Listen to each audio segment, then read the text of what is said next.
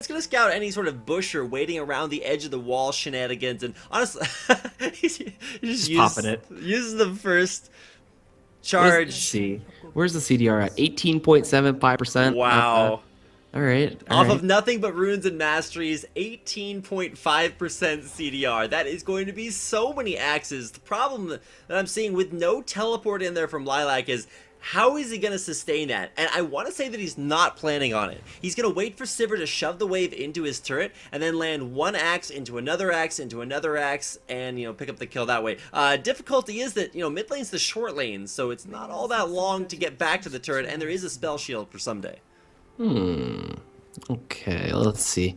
Thinking about it, I don't think he's going to max the passive for sustain. I highly doubt that.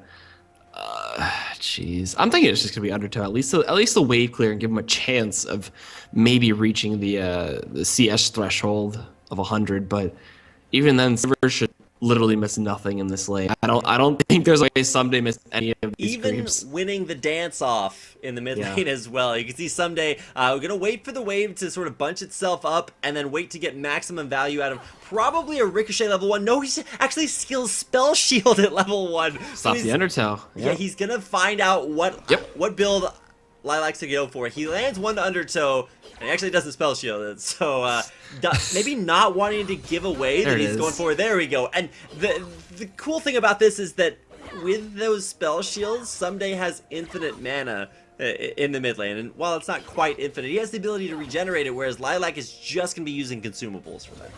Yeah, there's no mana regeneration, there's no glyphs or anything put into his runes and masteries, so it's just going to be him relying solely on what he has as base regen on that mana there.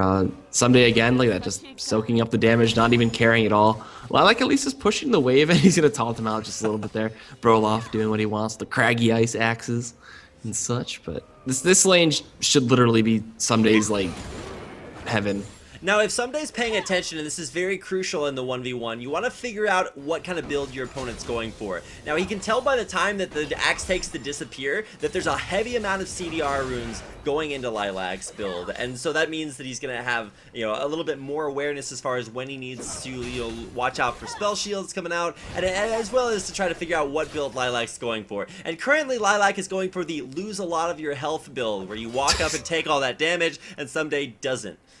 And in the range versus melee matchup, you can kind of expect that, but what you're not going to expect is the way that Lilac wins this game, which is currently something I'm not expecting, but you got to give him the benefit of the doubt, looking to see if those Undertows can be what turns this game around in his favor. You know what the thing is, though? Using that Undertow pressure is going to force Ssumday to at least use the Ricochet, use the Boomerang Blade, and just push out the lane. So Lilac is at least guaranteeing himself some XP, he's getting some good farm. With Undertow on such a low cooldown, he's at least able to clear out the waves decently, but not as efficiently as he would like to. As it takes a lot of mana to use Undertow. So this is going to be a tough game again for Lilac, and there's no way he can rest Ssumday, like we said before.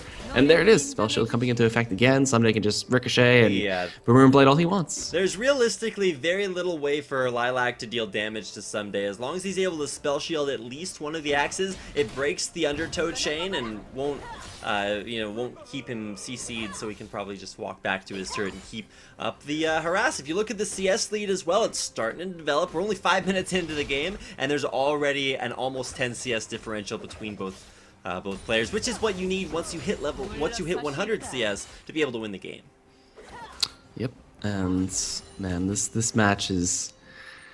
Oh, it just doesn't seem like it's very fun for Lilac. He's camping in the side brush. He's soaking up whatever XP he can get. I mean, without getting harassed out. And this is where that scrying orb comes into play, so you can see where Lilac is hiding. Although because he can't leave that mid lane very far, it's not really a big mystery where he goes. Might just be used to scout things out and see what is he in the jungle farming up? Oh wait, you can't do that. Okay, there's the ghost down. Lilac is gonna all in. There's an exhaust as well. Spell shield not actually able to flip. He misses one axe that could have turned that matchup around, and with a final auto attack, it's Ssumday to pick up the 1v1 victory and a 2-0 lead and advantage to win the 1v1. You'll get to see a replay on your screen right now. Lilac turns on the go juice, but it's just not enough. I mean, okay, so he waits for the spell shield to proc, but Ssumday does a nice little sidestep, and after the flash, there's a sidestep, and Lilac's like, oh crap, I missed the axe, and he's got to turn around and try to run away, but yeah, it's not enough. He'll just get auto attack down. If Lilac had hit that axe, there's actually a possibility that Ssumday might have died, but that's not what happened.